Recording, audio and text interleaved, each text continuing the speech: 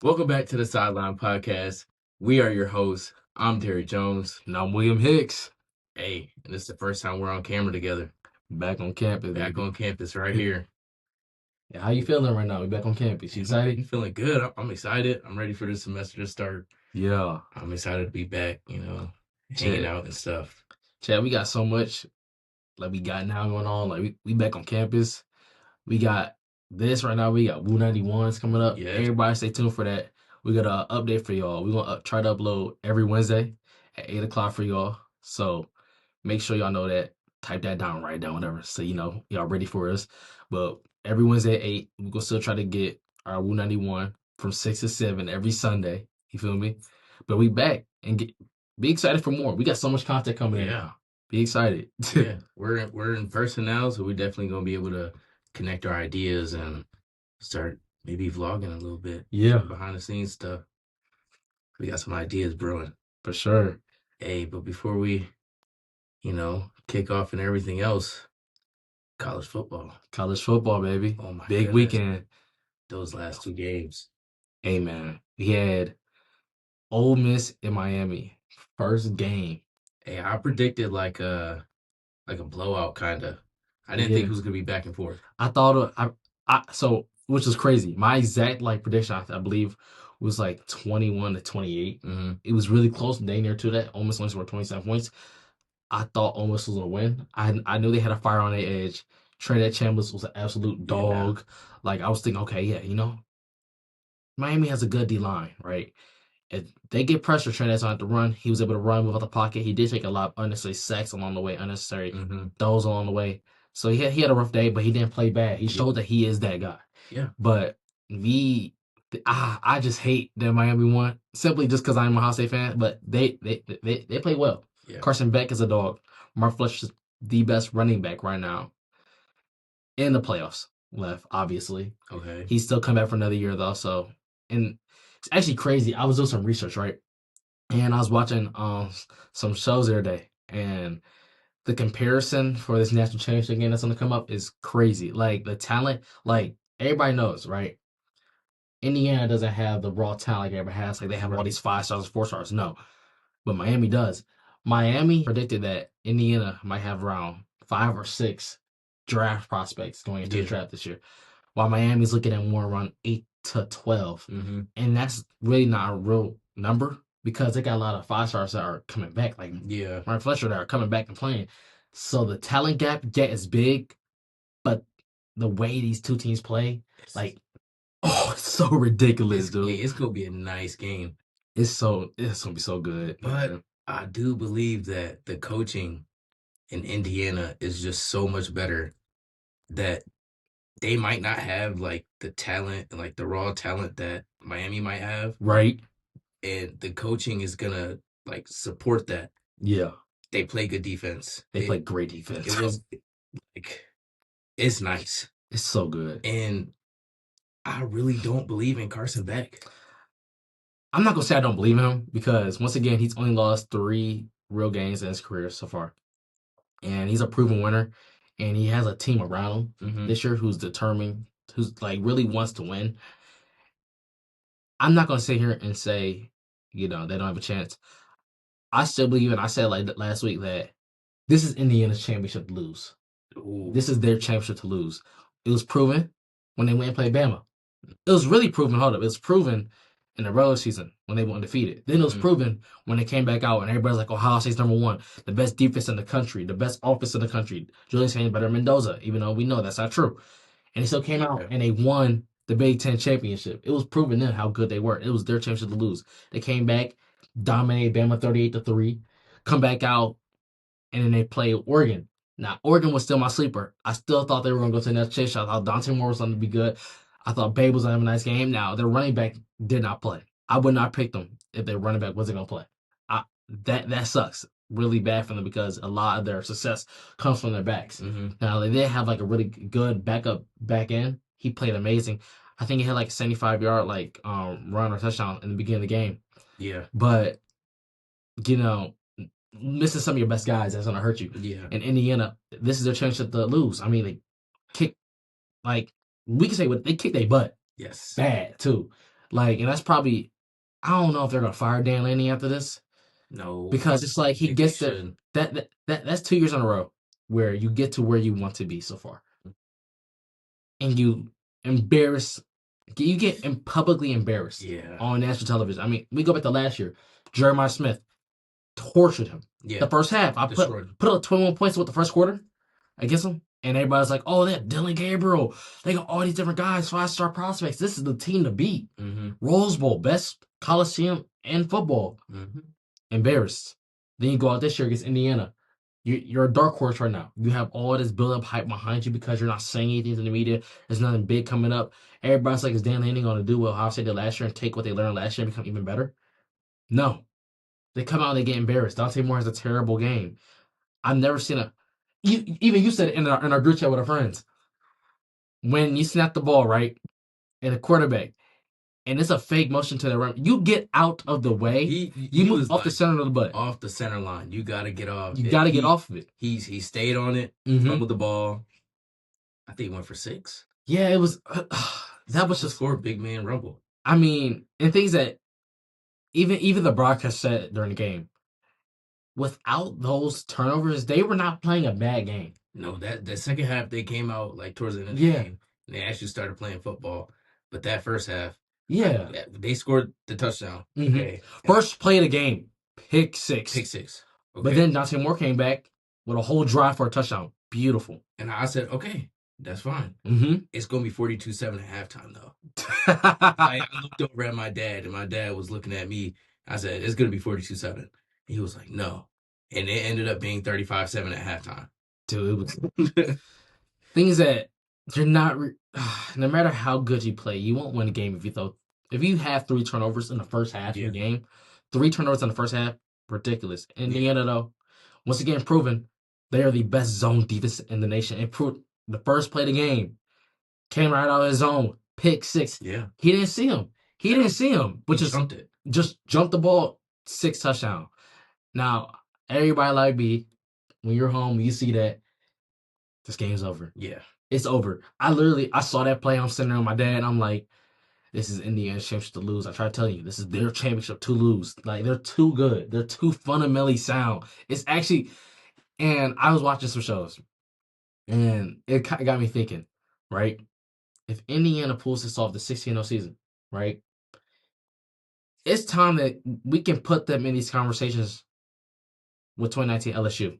Yes. They're not as high-powered as players, right? Mm-hmm. Now Joe Burrow and all that type of stuff. But the way they play, at the skill level they play, the determination, the coaching, everything, 16-0, undefeated.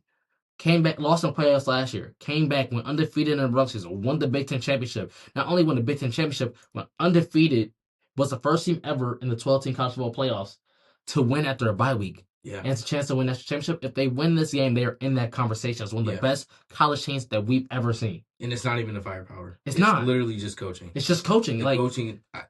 This is the best coach team I've ever seen. It's like. And the O-line. Oh, I love this O-line, dude.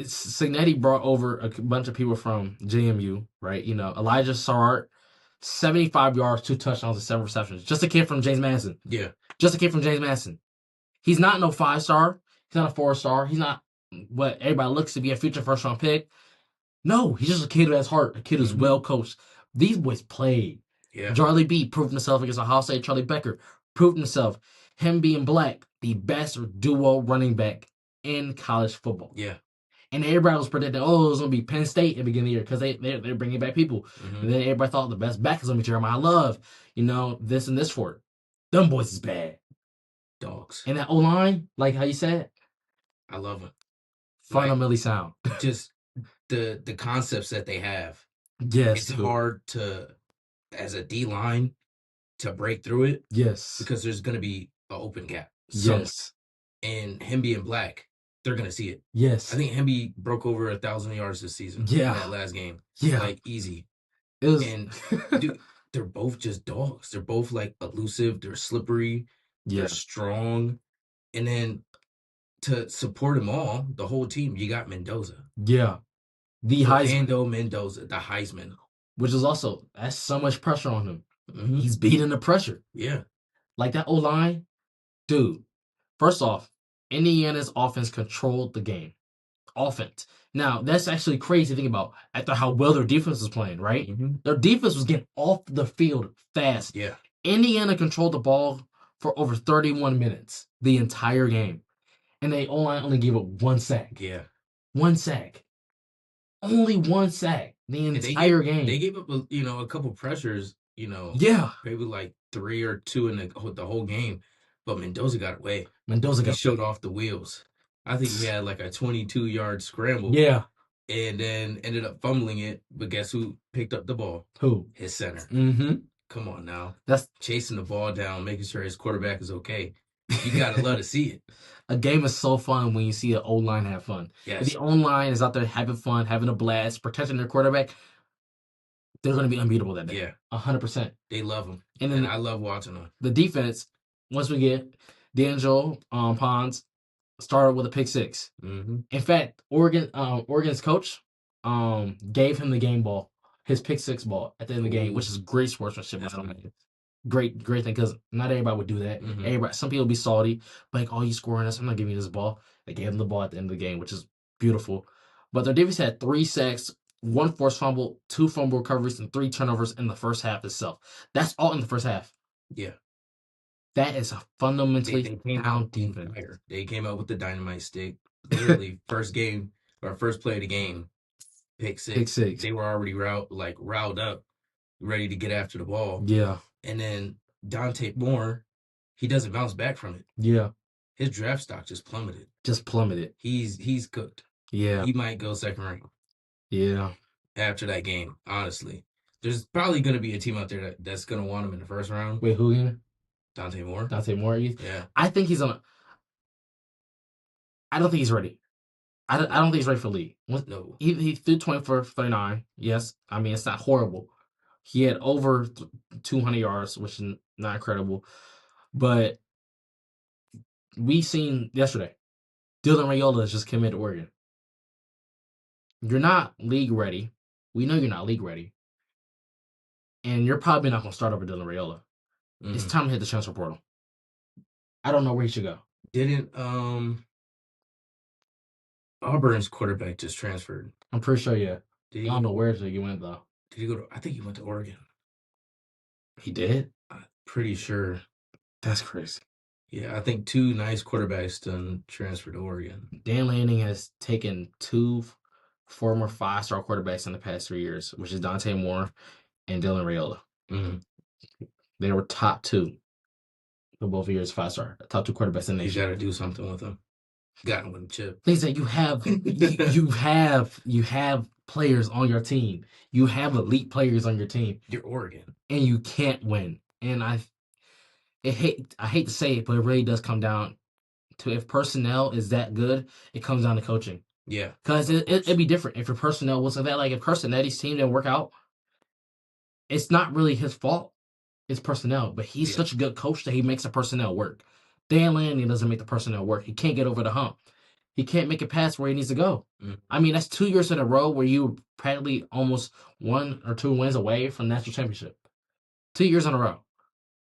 I don't know if they're gonna fire him this year, but if they don't do it next year, he's gonna get fired. Yeah, he's gone. Next 2 seasons, Lanning's gone. But I mean, Oregon, I told you the back was missing, but they had their 5th back. Jay Harris came in. He started off the game with an absolute bomb. Yeah. Then he ended the game with touchdown, 67 yards, and 3 receptions as a running back. And Oregon, they weren't horrible on third down. They were 8 for 13 on third down. Like, they were able to convert. Mm-hmm. But once again, turnovers are costly, mm-hmm.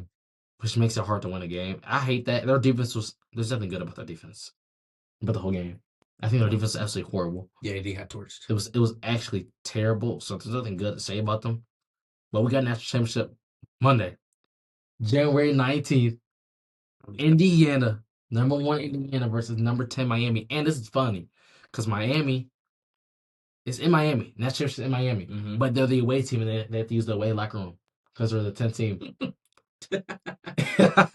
Man, dude, Mendoza is going to go off. You think so? Because, dude, he's something special. That O-line needs to stop Ruben Bain and Akeem Mesidor if they want to win this game too. They I think have they're to. going to. They have to. I mean, I probably only see maybe 2 sacks I from was that defense. I was watching when I was watching the game last week, the Indiana game, and I was looking at their D line. I'm thinking about how they're gonna get after Carson Beck. The stunts they run are Yeah. ridiculous and unblockable. And them boys move so fast. I mean, you're thinking they lost their number one defensive end after the Big Ten championship, right? Hmm. And you're like, okay, that's a big hole in their D line. How are they gonna fix this? Well, guys stepped up. They're running ridiculous plays, ridiculous in and off stunts that are just unblockable, and they're just getting back to the quarterback. Yeah. If they're able to do that against Miami and able to make Carson Beck's composure Yeah. become rapid, and he gets a little frustrated, he's gonna get sacked a couple times. Yeah. He gets sacked every game.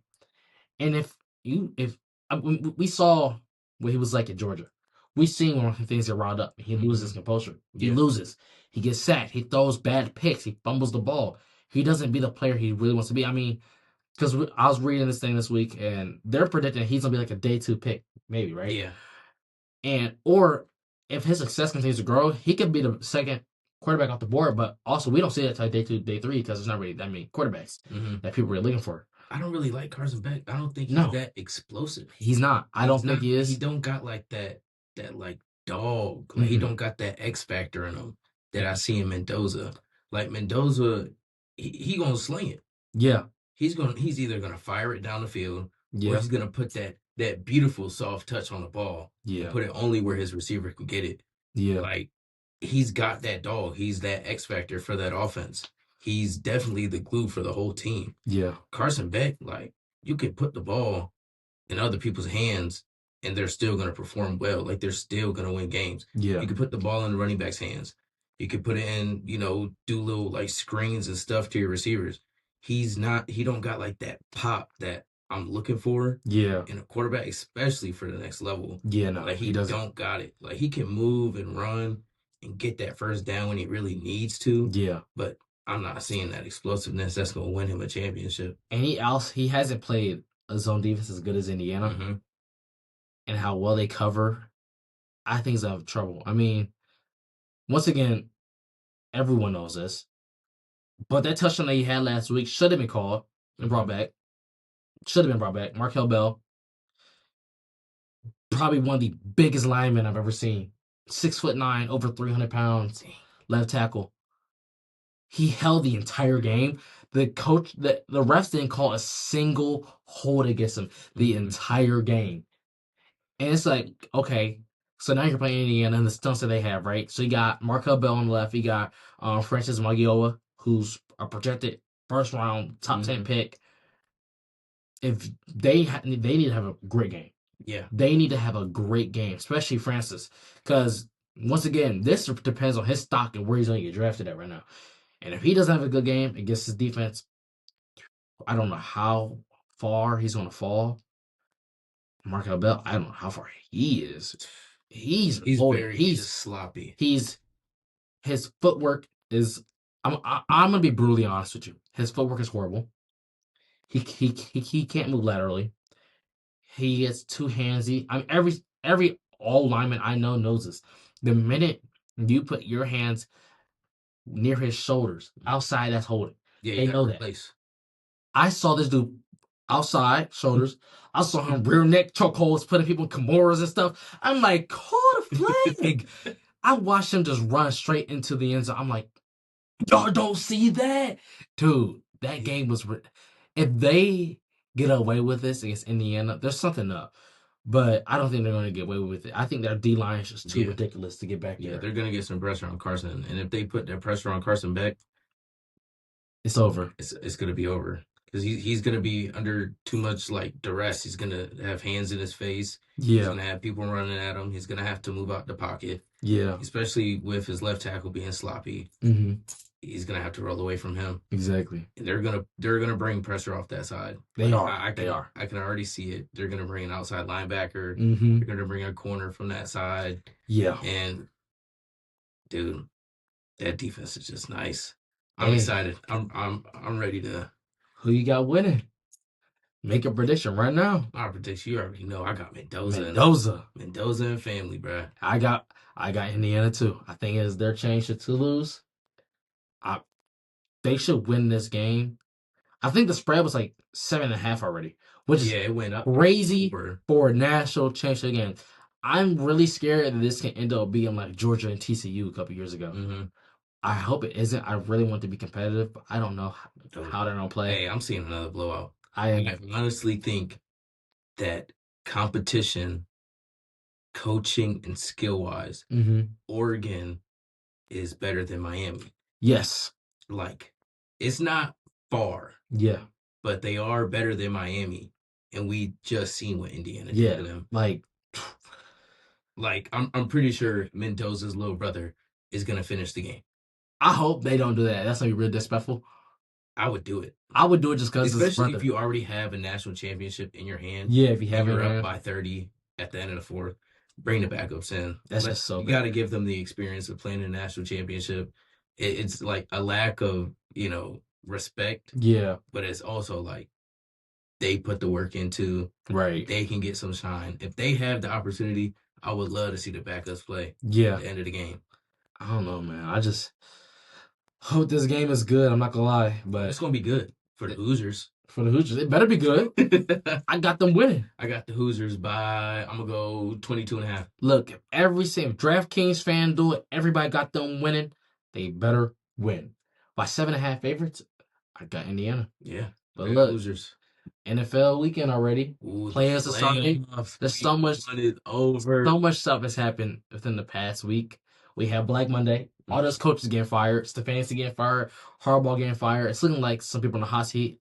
LaFleur from Green Bay is on the hot seat. Mm-hmm. Giants head coach. Hot seat. And Harbaugh, that's probably the biggest news. Yeah. They don't know where he's going to go.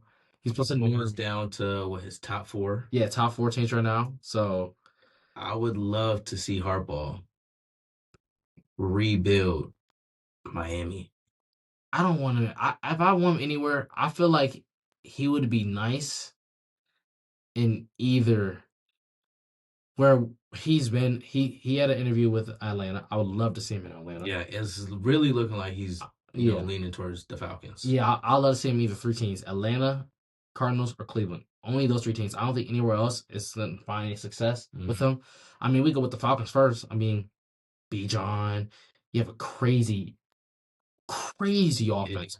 And their defense is absolutely ridiculous. Their defense stepped up a lot this year. I was telling people, watch out for that defense. Now, they didn't have much success as they were supposed to. Coppets, we hope every year he's going to be that guy. But I feel like pop off that one game. Yeah, one game. It show his ceiling. That singular game. Where they actually threw to him and put him in the game plan. Yeah. And I think Harbaugh can change that. I mean, the way he was able to mold Lamar Jackson to who he is, how he was able to mold Mark Andrews to who he is, how he was able to change Isaiah Likely's game and make it who he is. He's so good at growing quarterbacks and growing tight ends. I feel like it'll be perfect there. So that's why I think he'll work there. I also think he'll work in Arizona. I mean, they have a quarterback situation. You don't know who's who now. I mean, they've started Jacoby Brissett for a long time. Kyler Murray is... You don't know what's going to go there. I feel like he can revamp Kyler Murray in a sense because he works with running quarterbacks. Kyler Murray can run. I still should have went to baseball.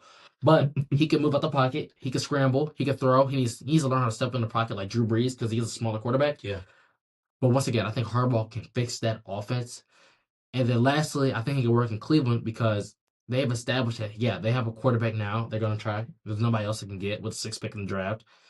You have Harold Fan Jr., who was a great tight end once again. Probably the best rookie tight end. I mean, we don't really get to see because he missed 2 games. Colston Love is now popping off. But I still think he's the best rookie tight end. And if you're able to build on this all season. Hold on, you say he's the best rookie tight end? Yes. I think it's only him and Colston Loveland. And he was playing better than Colston Loveland until he got hurt. Was there not another rookie tight end? Tyler Warren? No, he just broke a reception record for his franchise for rookie tight ends. I don't think so. I mean, I know Trey McBride broke something, but he's a second year. That's what I'm thinking of. He's a second year. Okay. And he finally scored like at the end of the year last year, for sure. But no, but I still think he's the best rookie tight end. And then you got receivers now. I mean, Jerry Judy's a little problem. You have a chance of he's going to be traded. Yeah, and you have a chance of getting Cardinal Tate or Jordan Tyson out of the draft. So you have a receiver you could build the O-line. I feel like he'll work perfectly there. Now they came up with the hardball thing, right? And what he wants at least 20 million a year. He wants $10 million of roster money, and he wants complete control, which means he wants to choose his staff, choose his Mm-hmm. GM, choose what's going on there. Which those three places, I think it'll work perfectly. Yeah. I know that he had a good call with the Falcons. He likes offensive coordinator. He doesn't like the defense coordinator. He likes offensive coordinator. Right. Arizona, he wants a full change. In Cleveland, he likes Tommy Rees as OC and Jim Schwartz as defensive coordinator, but he wants to change at GM, everything else. Yeah. Once again, if I'm any of these three teams, I'm listening and I'm firing the GM immediately. Yeah. I'm giving him Especially the in control. Cleveland, the 100%. Falcons is like they're okay. Yes. They're fine. I don't know. I really want him to go to Miami and see what he can do down there. And I think all Mike these McDaniel's other gone. places, like, him getting talks with the Giants and talks with the Browns, I feel like that's just graveyard central. But Miami doesn't have a quarterback. The draft is coming up. They don't have a high pick for a quarterback. That don't matter. They don't have a high pick. They have worse problems. You got free agency, quarterback. Those high draft picks don't really do well anyways. But they have worse problems than a quarterback. They have way worse problems. For instance, Tyreek Hill is still hurt. Exactly. Jalen Waddle and them go to stages that we thought he was going to be. Their running back room is decent. It was a lot better last year. The old lines are really struggling. Hence why Tua was getting rocked and hit all year long. That defense, I mean, they have one of the best linebackers in the game, but the defense didn't play that well. It has a lot more problems than just that quarterback. Will the quarterback help a little bit? No, that's the one thing I have about the Raiders. The Raiders have the first pick in the draft. They're going to get Mendoza. They're going to get everybody knows they are going to get Mendoza. Gosh. But once again, a good quarterback with a bad O-line does not mix well. At all. You have to draft or trade to get O-line, because if you don't get that, he's going to get embarrassed out there. We saw with Cam Ward. If I'm Mendoza, right when I get my agent and declare for the NFL draft, I'm going to try and get a clause to say I can't be drafted to the Raiders, because I don't think he's going to do that, though, sadly. He's cooked if he does. I mean, we've seen it in the past. I mean, if you get a good quarterback and you have a bad O-line, it's not going to work out. We've seen it with Cam Ward recently. We've seen it with Cam Ward. I mean, besides off-field problems, we saw it with Johnny Manziel. We've seen with tons of quarterbacks where they get drafted to bad teams with a bad O-line, and it doesn't work out well for them. I mean, I still think Cam Ward's an incredible player. We saw highlights, every once in a while of what he can do. But Mendoza needs an O-line. Yes. And he's not the type of guy to be able to, because he's had a great O-line all year long. And so if he goes with a terrible line, and now you got guys who are way different from college, you got defensive ends that are running 4.4s and 4.6s off the edge with a terrible O-line, it's not going to mix well. That's the only problem I have with the Raiders right now. Yes, the quarterback is on your number one priority right now. You're going to get him. I mean, I don't think he should be number one because you already know you're going to get him. Yeah. Your number one priority should be O-lineman. Of course. Because it won't matter. You could put Patrick Mahomes behind that O-line. We saw what the Chiefs were doing with a backup O-line. We see what Justin Herbert was doing with his O-line and Joel out. I mean, if you don't have a good O-line, it doesn't matter who you put back there at all. Well, but Justin Herbert was balling with that terrible O-line. He was balling. But once again, now we've seen, after this AFC card weekend and everything, he's 0-3 in the playoffs. He can't get over the playoff hump. He is now 0-3 in the playoffs. He went last year. He lost last year. He went this year. He lost again. Once again, I love to see a hardball lose. I still will. I wouldn't mind John being on our coaching staff. Once again, love to see our hardball lose. You're just a hater. I love to see it. I mean, it goes with me because John Harbaugh stole our team, and he, they stole our team. Ray Lewis, all those guys, those are the Browns picks. So it's a lot going on. So there's a reason. Yes. 95, 96, the Browns were good. All those good picks, all those Ed Reed, Ray Lewis, that's all the Browns. Okay. That's all the Browns because we built them over there. But I love to see Harbaugh lose at the end of the day. I love to see it. Okay. I still, after this week, I mean, we had crazy games. I mean, we could start off with the first game of the week. Really. I mean, the Panthers and Rams. We got to see Bryce Young actually ball out. Actually play football. And I told you, T-Back, the rookie, he was going to have a big game, 81 yards receiving in that game. He showed, I'm a rookie, but I'm not scared. I'm going to come out here. I'm going to do my job. He had a great game. We saw Rico Dowell become cold all of a sudden because Chuba Hubbard took his spot. But Washington, that receiver, absolutely ridiculous. Bryce Young is proven after everybody has said for the past 2 years, he's not that guy. He's proven to us that, yes, he is a quarterback. He is a good quarterback. He needs pieces, obviously, like every quarterback needs pieces. Right. But he has a future if he gets those pieces. Of course. I love it. I love it. I mean, but the Rams. Once again, the MVP race. MVP race. MVP race is Matt Stafford and Drake May. Yep. Matt Stafford had an incredible game. Incredible. Puka Nacua, best receiver in football. Yes. Your brother still said that George Pickens was better than him.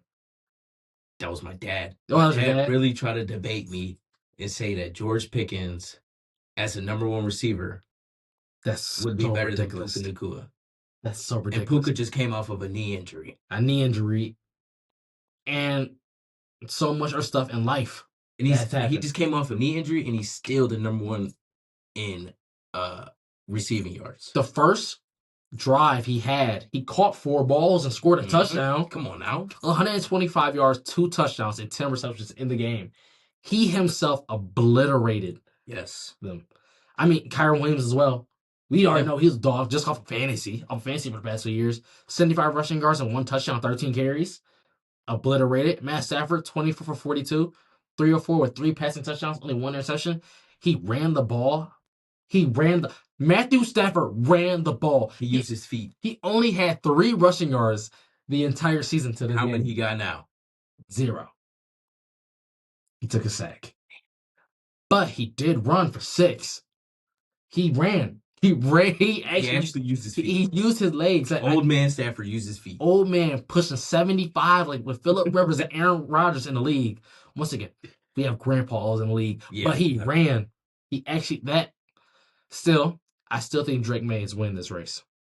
I still think he's winning this race. I mean, that was a great game. Caleb Williams has proven to everybody he's a dog. Yes. 21-point comeback. I'm standing on it. After that game. Yes. It's either, and after the 49ers game. Yes. Coming out of the NFC. Yes. It's either the Bears or the 49ers. Ooh. It's either the Bears or the 49ers. Ooh. And I don't agree. The Bears? Yes. It was mad corny when he had to treat the cheese grater. Yeah, that was really corny. That was real corny. I saw that. That was really corny. Yeah, don't do that. Yeah, no. Don't ever do that ever again. Ever again. Please don't. Ever. But coming out of the NFC, Bears or the 49ers. Bears got the Rams. Well, see, look. 49ers beat the Eagles. No back-to-back ring for them. We love it. Frauds. A.J. Brown is still a locker room problem to this day. He can't sit here he didn't even answer questions at the end of the game to the press at that drop ball. He is a problem himself. Jalen Hurts not throwing the ball for a long time because he can't catch the ball. It's not like they were like waiting on the ball. He got a big thing on the sideline with Nick Sirianni, which once is not unnormal. This happens a lot, but the camera caught it this time. Yeah. It's not like they weren't trying to throw the ball early in the game. They were trying to get him in the game, but he was absolutely horrible.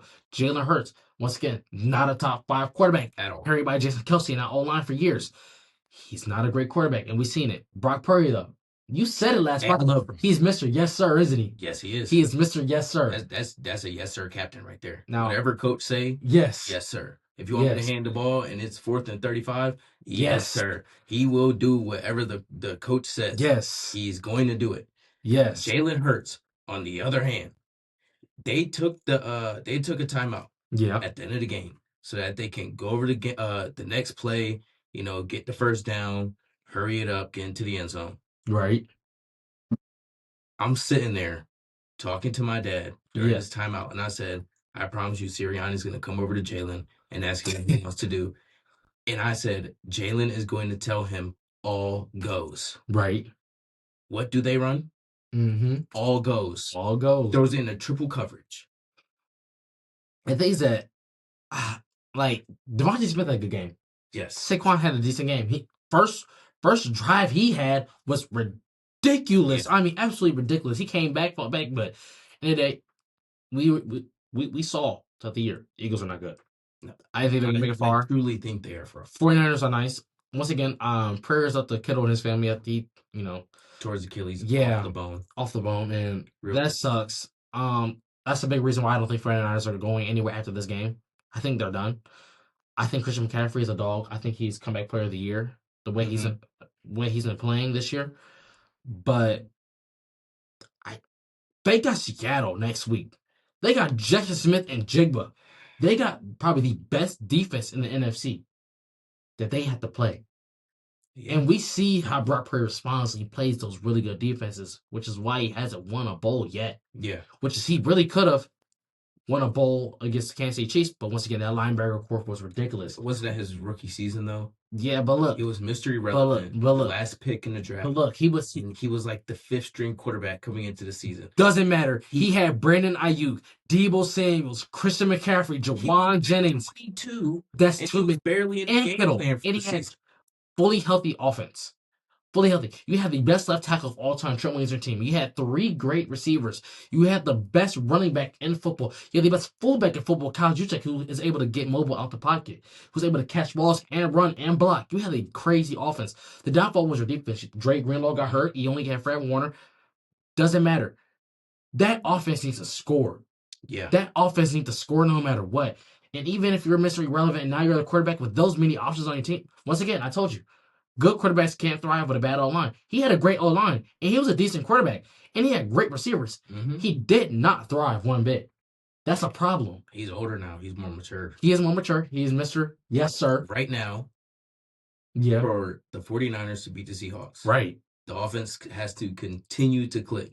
They have to continue to put pressure on the Seahawks defense and the 49ers defense.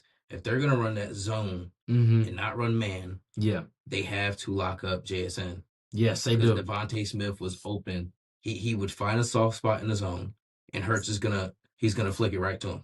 I think JSN is gonna have a game like a Puka had. JSN is gonna have like 150 yards. if the 49ers don't lock in and strengthen up their zone defense, JSN is gonna have 150 with like 3 touchdowns. I can see that actually. The thing is that he's gonna get yak yards. Brock Purdy and Kyle Shanahan, they have to. Their main focus, pushing out kiddos out, has to be Christian McCaffrey. Mm-hmm. Your game has to revolve around him. Now, I know that's hard to do now because, he's a running back and the team is going to prepare that, obviously. We need to see a lot of halfback screens. We need to see a lot of angle routes. We need to see a lot of getting him the ball, using your best player to get the ball now. Or the Seahawks are going to know Kittle's out. Yes. McCaffrey is going to have to. They're going to know that. They're obviously going to pick up another bag and another load of clothes to carry. That rookie or his backup tight end, he's gonna have to step up. He's gonna step up. I mean, and he played okay. Yeah, he didn't mess up. He knew what he had to do. He ran his routes. Yeah, he blocked well. He knows what he's doing in the offense. It's not like they just forgot about the backup tight end. Yeah, just ran Kittle all season during practice. Yeah, he knew what he was doing. If they have to put more trust in that backup tight end, give him more looks. Throw him the ball because the Seahawks, they're not going to be looking at him as much. Right. Like we just said, if we're thinking it, they're thinking it. Yeah. They're going to be looking at McCaffrey out of the backfield, more carries, screens. They might put him at quarterback. Yeah. I don't even know. He does everything. He does literally everything. The backup tight end is going to have to definitely have more weight on his back. For sure. If they want to continue putting pressure on the Seahawks defense. For sure. Because you can't just put all the weight on McCaffrey. No. You can't. You got Juwan Jennings out there. I mean, you got receivers. I mean, I think they're missing Ricky Pearsall again. Mm-hmm. But you got to find targets. You got to be able to move. Once again, Brock Purdy's have to move too. Yeah. He's have to run. He's going to have to run. That D-line's no joke. That defense is no joke. But we got 2 games in NFC left right now. Right here. We have 49ers in Seattle. I got Seattle. Going with the Niners. We got the Rams and the Bears. I got the Rams. Bears. I got the Rams. Got the Bears. I think Caleb Williams is going to continue to show who he really could be. Mm-hmm. He's going up against a potential MVP of the NFL. Mm-hmm. He can knock him off. Give Drake May the straightaway day. Yeah, I would love that. And like I said, I got Bears or the 49ers going into the Super Bowl. Yeah, okay. And if the Bears succeed, Drake May has a straightaway straight to the MVP. So I got the Rams definitely. I think Puka's going to torch that defense. They're going to have to put Johnson on him. I don't think it's going to work at all one bit. I think he's going to have an incredible day. I think Kyron Williams is going to have an incredible day. I Devontae Adams, if he's not hurt, he'll be okay. I have so much faith in them after the way they played against the Panthers, because the Panthers didn't play bad. They played real football. They played good. And the Rams still just outscored them. Once again, every game this week was off a one-score game except for the Steelers. But that was crazy. Exactly. Like, I predicted a blowout. Yeah. But I predicted like a steady blowout throughout the game. I'm watching it, and it's a close game. They're both playing like trash. Yeah. And then fourth quarter hits. Talk about two fumbles, 2 turnovers by C.J. Stroud himself. Yeah. In the first half. It's not 100% his fault. He's getting a snap, and his eyes are up looking at the secondary. It was his fault. You got to catch. Obviously, the first job and role of a quarterback is to catch the ball. You got to catch the ball to put the ball in play. Yeah. But as you're a professional center. Yeah. You've been doing it for a long time. You're at the highest level. Mm-hmm. You got a bullseye. But once again, at the same time, all in one play, he dropped the ball. He fumbled it. He picked it back up. He went to go throw it, and it gets knocked out of his hands for a fumble. All in one play. That's all in one play. He fumbled it twice. Resulted in a turnover. But once again, I wanted Nick Chubb to have his revenge against the Steelers. Everybody knows Steelers practically almost ended his career. Mm-hmm. Like, almost ended it. Tore his knee apart. I was okay, this is the game Nick Chubb can finally get back. And Chubb had a great game for how he is, how well he actually been playing all year. Woody Marks is that guy. That was my starting running back at fantasy, guys. Don't judge. I had Bucky Goodring and Woody Marks. Was definitely put on the Woody Marks yesterday watching that game. They definitely put me on. With Nico Collins, concussion. I hope he's, gets out of concussion protocol and is able to play next week. But in that defense, that D-line, Hunter and Will Anderson themselves. That D-line is nasty. Ridiculous. And they got to play the Patriots next week. And hold on. Will Anderson is huge. He's humongous. That is a big guy. Once again, LeBron James is awesome. He's the skinny of the duo. He is. Like Daniel Hunter's huge. Hunter's like 6'4", 265 pounds. Yeah. He's huge. He is huge, and he moves that fast and that quick. Once again, he was like, I think it was like 2 years ago when he was on the Vikings. He had like 17 sacks. Mm-hmm. Like that year. I remember when Hunter was on the Vikings. He was nasty. Nasty. I would love watching him on the Vikings. Once again, one of the best belt defense ends in the game. Like, easily with him. We got, Bosa, Myles Garrett. That dude's a game wrecker. He is a game wrecker, and we saw it. He is a game wrecker. That D-line general is a game wrecker. He's just continuing to grow and add to his bag. Yeah. Anderson is going to be, he's going to be like a dog player in the future. Give him another 2 seasons, and he's going to be chasing like 20 sacks. And Steeler fans. Where the towels at? Where the towels at? I love this. Once again, y'all haven't won. I'll give you the benefit of the doubt. I'll give you the benefit of the doubt, all right? Y'all haven't won a playoff game since 2016. But really, it's 2017 because y'all made it to 2017 in January. Once again, 2016 season. So we're going with 2016. Mm-hmm. That's 10 years. That's a decade since y'all won a playoff game. On top of that, you got embarrassed on national television 30-6. 30-6. By C.J. Stroud. Who turned over the ball 2 times in the first half. Turned over the ball. Which was a close game. You heard about. I was watching the ESPN and the ESPN2 version before during the game. And Ben Roethlisberger was on the ESPN2 watching the game and reacting to it. And he goes, "Shut up, Peyton. No, he was down." Brother, he was not down. Not down. He was not down. And he took it back to the crib. Touchdown. Aaron Rodgers, that is your fault. The fans were screaming at your name to retire. I am enjoying this. I'm a Browns fan. Once again, y'all didn't beat us this year. And you had to hold Myles Garrett to stop him from getting his record against you guys because that's how much you cared. You should have won. You could have won. You really could. We're bad. The Browns are bad. You could have won that game. Terrible. You could have won that game. Yes, don't forget about the Chiefs. Horrible franchise until Patrick Mahomes got there. But listen. No, let's hate. Let's hate. Oh, hate. Tomlin, you're cooked, buddy. Yo, I'm down. Cameron Hayward, you're cooked, buddy. TJ Watt, you're cooked, buddy. Aaron Rodgers, you're cooked, buddy.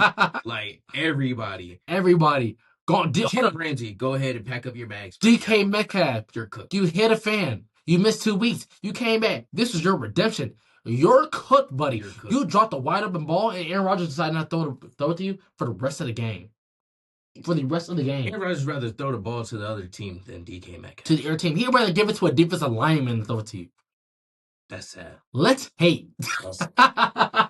Man, hey, and I really hope my brother sees this. Please. Love you, bro. But come on, bro. Jay, you gotta lock in. Shakir, you hope y'all see it. You were talking about the Aaron Rodgers is the fraud slayer. You're the fraud. You knew they weren't this good. You knew. Were just over there. You definitely your knew. Mouth. You're the fraud, and you have to admit it. That dude is so old. We were looking at it yesterday because A-Rod sat under Brett Favre for 3 years. That dude was playing with Brett Favre. Brett Favre. And he's still in the league. Brett Favre is over there doing Copper Fit commercials. And Aaron Rodgers played with him. And he needs to start doing it too. He's next. He can't move. He can't move. Remember when Aaron Rodgers used to do the belt? Mm-hmm. He's going to be doing the Copper Fit belt. The Copper Fit belt. He's going to be doing the back brace. Come on now. Get Aaron Rodgers out of here, man. Listen, y'all got booted. Once again, every year, brings me joy. Texans and Patriots next week. I don't know who's going to win. Drake May, I still think it's the MVP. I think he can have a good game. But that Texans defensive line, I don't know. Yeah, but look, if the Texans come out slow, how they did versus the Steelers, Drake May is going to have his way. I think so. And it's going to be nasty. Yeah. Drake May might have over 300 yards in the first half if they play like that. I think, Nico Collins in concussion protocol, if you don't have him this week. Oh, he'll be back. But if he isn't. It's the playoffs. You have Christian Gonzalez on our side guarding your second best receiver now. And he's legit. And everybody knows Christian Gonzalez has been legit for years. For years. That Patriots team is no joke. I don't think they'll let a rollover. They were 14-3 in a year. They really should have won 15, 16 games. Yeah. Those are games they lost. They should have won. Drake May, this is your time to prove you're the MVP. Yeah. You're second in first team poll and everything. They put your second team. They put Matt Stafford above you in All-Pro. Once again, he's a vet. You're a second-year player. Yeah, you got Makes sense. But you performed better. You completed passes way better than him. Yes, he had more yards, more touchdowns. He got Puka. He has Puka. With the talent he has, only having Stephon Diggs really, and Hunter Henry and everything, he completed at a higher rate. He played better with the team he had. I think he's the MVP. Clear MVP. Yeah. This is his time to shine the show. Who do I have winning now? If they both lose this next game, you got to give it to Stafford. No, I still don't think so. If they both lose, I still have a Drake May. If Stafford loses, I have a Drake May. If Matthew Stafford wins and Drake May loses, it goes to Stafford. That's how it's gonna go, probably. Right now, I'm thinking if they both end up losing this next game, they'll probably give it to Stafford. They're gonna give it to Stafford, unless Drake May throws for 500. But once again, Stafford has Puka Nacua. He has Devontae Adams. He has Kyrie Williams to catch up the backfield as well. I mean, he has a team. Yeah. He has receivers. It's not like he's throwing to nobodies. Mm-hmm. So it's kind of crazy that he has a chance. This is a good MVP race right here. Drake May came up out of nowhere. And hold up. MVP race. Last week you told me Trevor Lawrence was your MVP. I said Trevor Lawrence, and that's the Trevor Lawrence I know. This week was the Trevor Lawrence I know. 2 picks. Couldn't win. In fact, hold up, the Jaguars are winning. Most of the first, they're winning 7-0. Josh Allen was looking terrible. He was getting smacked. He got put in a tent for getting smacked in the head. They he might have a concussion. Bent his knee backwards. I think he might have fractured his finger, hitting his finger off his lineman's head. By the way, whoever that lineman was, why are you getting bull rushed to your quarterback's lap? Yeah. Come on now. And I know it hurt too. And once again, I'm not a Josh Allen believer. We all know what happened to Josh Allen in the playoffs. We know who owns him in the playoffs. Who owns him in the playoffs? Mahomes. We know who owns him in the playoffs. Once again, this is his best year to make it. There is no Mahomes. Thanos is not in your way this year. Now, if he gets dropped off by Bo Nix, I think he is. He's a fraud. I think there's a chance he is, but at the same time, there's no one in your way. Now, Denver has a defense. Yes. Pat Surtain, probably the best corner in football. He's Still, going to get one. He's going to get one. I don't know if I still think Josh Allen, 6'6", 250, showed you he could still run. Yeah. Rushed for That's the 2 snowmobile. touchdowns. That is the snowmobile right there. 2 rushing touchdowns in a playoff game last week to give them the win. In fact, got carried by the O-line for like 10 yards that last run. That was gorgeous, by the way. Beautiful. That was Love to gorgeous. see the O-line play. O-line played amazing, except for the rest of the game. But right there, yes, they played good. They was letting your quarterback get hit too much. I mean, come on. But I still think they're. I think Josh Allen's going to come out, and I think this year he's going to make it to the bowl. I think it. Man, he's a failure. He's a failure. Because look, he's going to lose to the Broncos. If they beat the Broncos, he has a winner of the Texans and Patriots. And I don't even think the Broncos are good. They just know how to win football games. That's true. I don't feel very good either. Like they can score like 10 points in a game and still somehow win the game. Versus a good team like the Bills. But Bo Nix is also experienced. It's not like Bo Nix is not experienced. Bo Nix played so long in college, and that showed him when he came in here as a rookie. It was ridiculous. Yeah. He has experience of playing super well. He has talent all around him. So it's not like, okay, even if the Bills win to be below or anything, or anybody. This is 2 good quarterbacks going back and forth now. Anyone can win this game. You got Broncos? I got the Broncos. I'm going with the Bills, guys. What about Texans and Patriots? I want the Texans. I don't want to see the Patriots get any closer to the Super Bowl. I want to see Patriots, but once again, I'm a House fan. CJ Stroud's on that team. Like I want the Texans, but I do believe the Patriots are going to have their way. I think the Texans are going to win. I think the defense is too good. Will Anderson, LeBron's long lost son. I think the Texans are going to win. You know he's LeBron long lost son. He looked just like Bronny, bro. He looked like Bronny in the vase. But look, that's right. Hey, AFC NFC playoffs right now. Big right now. We don't know who's going to win. Yeah. Next week, we'll tell y'all the winners for that. But we also another good week. We got the NBA too. Man. Biggest move of the year. The first big trade of the year. Trae Young was moved for a bag of chips. In the middle of the game. For a bag of chips. For a bag of chips. He sat on the bench in the 4th quarter, never checked his phone, got up, dapped everybody up, and walked out to the arena and flew to Washington that night. Yeah. He knew where he wanted to be. He got traded. He requested it, and he knew it was going to happen. I think this was a great trade for the Hawks. I think it's great for both. Once again, no first round pick for him. Yeah. No first round pick for a guy who got traded for Luka Doncic his night on the draft. Once again, the Hawks both had Luka and Trae Young on their roster. They had Luka Doncic and Trae Young. They're both gone now. But you got CJ McCollum and Kispert. 2 great 3-point shooters. CJ McCollum fits amazingly in your offense. Once again, Hawks are having problems because apparently they're trying to trade for Anthony Davis. You're trying to trade Christopher Porzingis. You're trying to trade Bubble Wrap for Bubble Wrap. Anthony Davis. Bubble Wrap for Bubble Wrap. Didn't he just fracture his hand catching the ball? Anthony Davis needs to retire. They said, I saw a crazy meme the other day. They say AD came out with his new signature shoe. Guess what it is? A boot. A boot. Dude, Anthony Davis grew, I think, 12 to 16 inches since high school, going into college. Yeah. And his bones and like ligaments, and tendons, they're all fragile. He caught a ball and fractured his hand. And it's like, once again, you're trading Bubble Wrap for Bubble Wrap. I wouldn't make that trade. But Hawks also, the Wizards with Trae Young, I think that's something. I don't think they're gonna be like some crazy good team, but I think we're gonna see the resurgence of Alex Sarr. I think he's gonna show how he's that good. No, Jordan Poole's on the Pelicans. Ooh, they got Chris Middleton. They got some guy, but Alex Sarr, that's the guy who I want to see change. Yeah. I want to see Alex Sarr become that guy, and we know, okay, once again, Trae Young led the league that year in assists, right? He passes the ball. He fit so well when he had Clint Capella and when he had John Collins. Mm-hmm. We saw the lobs he was throwing. We saw the assists he was making.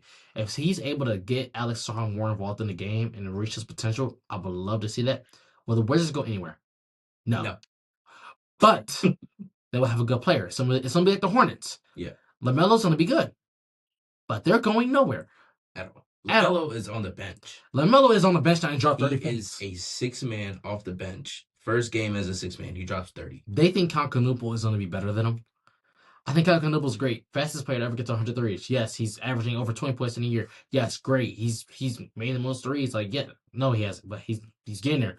As a rookie, he's great. He's wonderful. I've been watching him since he was at Duke. Is he better than LaMelo Ball? No. To the no. No. No. LaMelo is no. I've seen him do like a one-footed, like tight yes on the side and just like LaMelo loaded it in. Plays like he doesn't care, and he's been doing this since we see him at Chino Hills. One-legged threes, just throws it up and turns around. He's like, yeah, I got. I mean, we all remember when he dropped 92 points. We all watched that game. LaMelo Ball has been that guy, and you're playing Constantinople with head on. And LaMelo said personally, he goes, bet, watch this, 30 points that exact night you put him on the bench. 30 points. And right now it's looking like trade bait for him. He's looking like trade bait. And I don't know where he's going to go, but wherever he's going to go, he's going to succeed because he's that good of a player. It's LaMelo Ball. He's a 6'8" big. He's a big point guard, first of all. He's 6'8". The modern game of baseball now, we see the best point guards are tall. Shea, 6'6". Kate Cunningham, 6'6". Tyrese Halliburton, 6'6". He's 6'8". I can't wait for Halliburton. He has great defense. He's a phenomenal scorer. He's a gorgeous playmaker. Yeah. I mean, gorgeous. Given the he can pass the ball. Like gorgeously, and that's a family thing, really. Lonzo could do that too. But once again, he will thrive anywhere he goes. Because that's how good a player. Because he gets, not only is he good, he gets the people he has on his team involved within the game. He's not going to ball hog. And he doesn't even need to be the X factor to succeed. No. You can have KD on the same team as him, and he's still going to drop 25 plus and 10 assists. Exactly. He's nasty. He's a dog. He's ridiculous. So he do need to shake that up, though. I could tell he growing it, but that's probably why he on the bench. Because his beard. Yeah, the sideburns ain't faded into the beard correctly, though. But look, we also got some more big news. John Morant's on trade block. Come on now. I knew it was coming. The Grizzlies are finally, for the first time ever, actually entertaining the calls to trade him. Once again, no one wants him. No one wants him. He has the attitude. Issues is not. We all know he's a highlight real player. Yeah. That's what he is. He's a highlight dunker. There's nothing else to his game. He's a poor shooter. He's a poor facilitator. He doesn't really finish all his contact dunks. Mm-mm. He can't win. And you had a team around you. You had Desmond Bain. You had Jordan Jr., who was a DPOY candidate. Like, you had a team around you. You just can't put it together. You can't put it together. And so I don't think really anybody needs him. I don't think he's going to really thrive anywhere. But once again, it's not surprising to see that he's on the trade block. Yeah. It's not. In a couple years, he's not going to be as good as he is. Mm-mm. There's going to be a lot more people. He might be a backup in a couple years. Honestly, with how his attitude is and how he's just been performing. Yeah. A couple years, he'll be like a 6-man. Yeah. He'll be like a Jamal Crawford in a couple years. Like he'll be explosive off the bench, but he's not going to be a starter. Yeah. Kind of like a Lou Williams type thing. Yeah. Mm-hmm.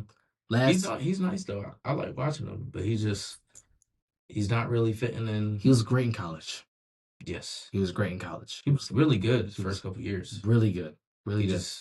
But the downfall is horrible. And it's a knucklehead.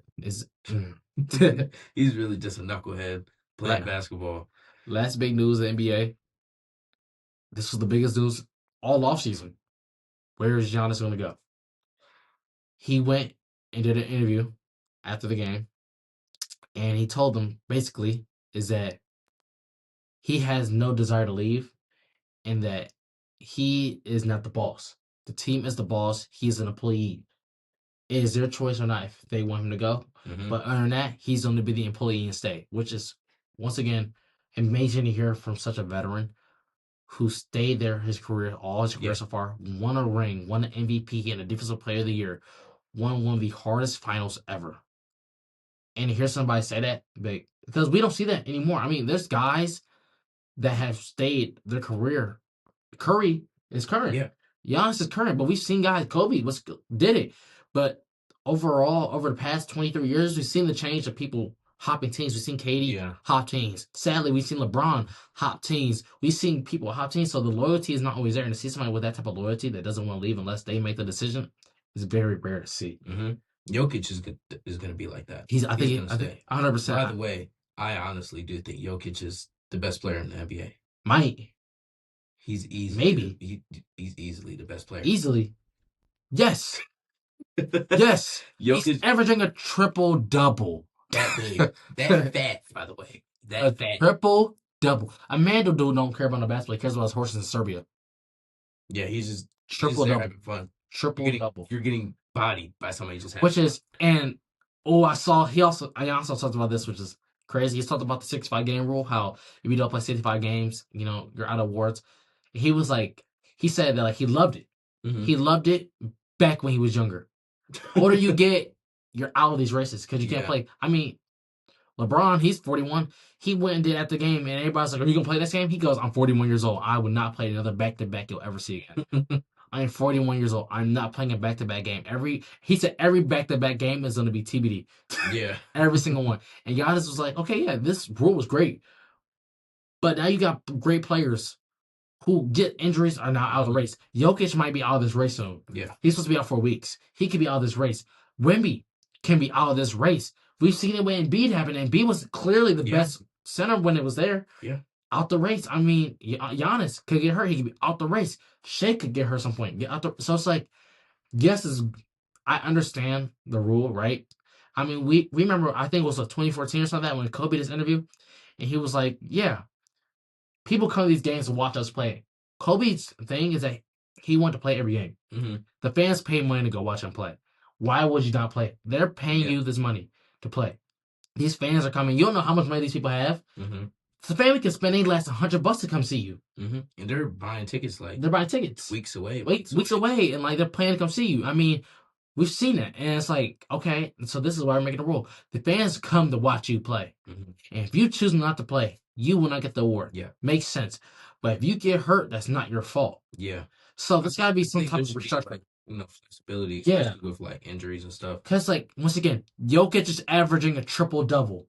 He is the MVP. If he misses this mark and doesn't get 65 games, is it really that justifiable not give him the MVP? Yeah. Like, that's ridiculous. I don't like the rule. I understand you want to have your players like play and entertain the fans and stuff. Right. But sometimes it gets to a point. Where you got the older players who they're breaking apart. They're getting hurt. They're not gonna play every single game. No. Like LeBron said, those back-to-backs are they're gruesome. Yes. They've been doing it for 20 plus years. They've been since little kids. Right. It's tough on the body. I understand you're looking out for the fans and stuff, but when it comes to awards, there's got to be some flexibility. It has to go to the best player, not the person who played the most. Yeah. The best player. MVP, most valuable player. Got to give it to him. Even if he was out, he might roll an ankle and be out a couple weeks after. Yeah, and it's like most players don't even want to play every game.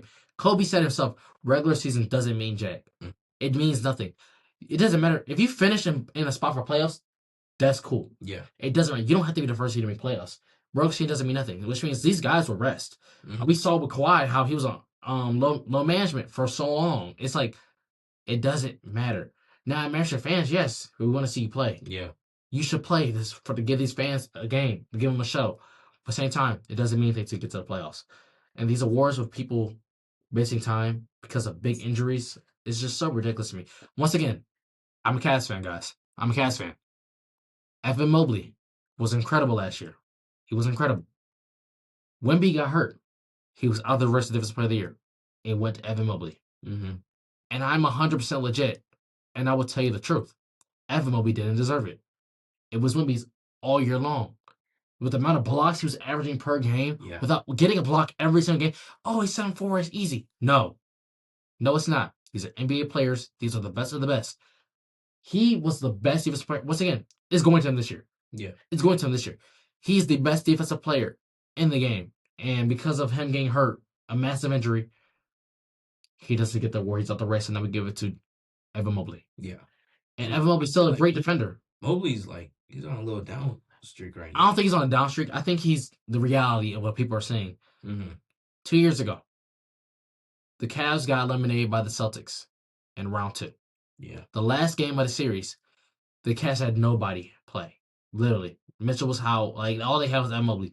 Evan Mobley had 30 points. Cavs fans became delusional. And they say, oh my gosh, Evan Mobley can reach up to this far. He can be like Akeem Olajuwon, Kevin Garnett. Okay, so let's look at this, right? We go back to his college. Mm-hmm. Evan Mobley's never been a great scorer. That's not him. They're talking about, oh, he needs to develop his offensive back. Okay, he's developed it. He has developed it. Oh, he has to develop his defense. He has to develop it. We are seeing Evan Mobley at his max potential. He's never going to be a Dirk Nowitzki scorer, Tim Duncan fundamental. I think he has another level to him, though. No, I don't. I think after he gets comfortable with being this good, he will break through just another step that will make him more than a role player, more than like a piece of the offense and a piece of the defense. Like he will be not that guy, but he'll be like right underneath that guy. We'll see. Last year, Kenny Atkinson, the big thing they did was they made Evan Mobley the offense. The offense had to go through him, which means sometimes he brought up the ball, sometimes he didn't, but the ball had to touch his hands to be able to succeed. He had to be the offense. It's not him right now, but Evan Mobley is one of the most inconsistent players on the team. We've seen it every year that he is, I hate to say it, everybody wants him to put on weight because he is soft. He is soft. Jared Allen's soft, but Evan Mobley is soft. He is soft. He's not a center. He's a power forward. He is soft. He's weak. He's not very strong. He's not very big. Yes, he has some talent to him. He's never going to be the player that we think. Everybody's like, oh, he could be Giannis. He could be the best, second best power forward in the league, the best power forward in the league. No. I'm going to tell you this right now, as a Cavs fan, we are seeing him at his peak. I don't think there's anywhere else he's going to go. I don't think he's a downtrend. I think he's playing at what he is and where he is and what we've always seen him as. I think we put fake realities into our head to say he could be this great after one 30-point game. And then we saw him win Defensive Player of the Year because Wemby got hurt. Yes, while I say he's not a great defender, I think he's a wonderful defender. I think he's the second best defender in the league. I think it's him. I think it's Wemby, him, Rudy Gobert. I think they're the best defending base in the league, 100%. But at the same time, he didn't deserve it. Once again, Rudy Gobert is probably ahead of him right now in Defensive Player of the Year voting, probably. And Mobley's still having a great year defensively. I think that's where it is. I think this is him. I think there's no better. If there's even better, he has to be the only person on the team, which means you have to get rid of Donovan Mitchell, and it always has to flow through him and only him for him to be that good. Yeah, they're not getting rid of Donnie. Exactly. He's that guy. I think he might retire a Kev. I would love that. But if we don't win, I don't think so. You think he's going to want a chip? That's all he wants. Okay. That's all he wants. I mean, we saw him in Utah. I mean, he practically almost got there. He just lost to Jokic. And once again, Jokic and Rudy Gobert was horrible. So, I mean, he dropped 50 points twice. Him and Jamal Murray in that series both dropped 50. And he played amazing. He carried us. When I say carried the Jazz. Carried. They had nothing and nobody. And he still made it to West Conference Finals and lost. That's as far as he's been. And so, if he doesn't win in Cleveland for the next year or two, I think he's going. I think he's going. That money might bring him back, though. I doubt it. We already gave him so much money. He done found his wife here. I don't know. But the NBA season's ridiculous. So, I don't know what else to say about it, be honest with you. Hey, I'm feeling something spicy is going to happen. Trade deadline's coming around. People are going to be getting traded. MLB. Spring ball's coming up soon. Coming up. Like we said last week. Guardians making moves I don't really like. Brought in a couple pitchers and players from overseas that landed a home in the U.S. Can't wait to see how they play. Aberration deal to Stephen Kwan. $7 million 1 year. I got my own thoughts about that, but we're going to get to that somewhere for a different podcast. When MLB comes around the corner, we on that. We're going to be here. We're going to bring y'all content. We might even bring y'all some in person at the game content. Yeah, we got, if you're watching this, please tell us what y'all want to see us do. Yeah. If y'all want any more videos. So we got kind of things. If you're a viewer, right, and you see anything that we say, please write in the comments a hot take that you have, and we'll discuss it either on this podcast on YouTube and Spotify, or on Woo 91 on iHeartRadio on every Sunday, 6-7. Y'all can do that every podcast and we'll debate it. But once again, if y'all have anything for us, anything we need to work on, anything you would like to see happen, I mean, going to games, doing some type of things outside, behind the scenes content, TikToks, all type of stuff, let us know because we're interested because we want to grow and we want y'all to be with us every step of the way. Very well said. Thank you. Got any questions in the comments? Anything, hot takes, anything you want us to discuss? We'll bring your content to you. Yep. Wednesday, 8 o'clock. 8 o'clock every Wednesday. YouTube and Spotify. That's where Don't forget to like, share, comment, share it to your family, show it to all them. Spread the word. Spread the word. We're going to be dropping some more content on TikTok and Instagram. Yeah, we will. Link is in both of our bios on Instagram. And then if you go to Sideline Pod, it's all on there as well. Nice. Yep. Hey, well, thank y'all for tuning in. We'll see y'all next Wednesday. Peace out. Peace.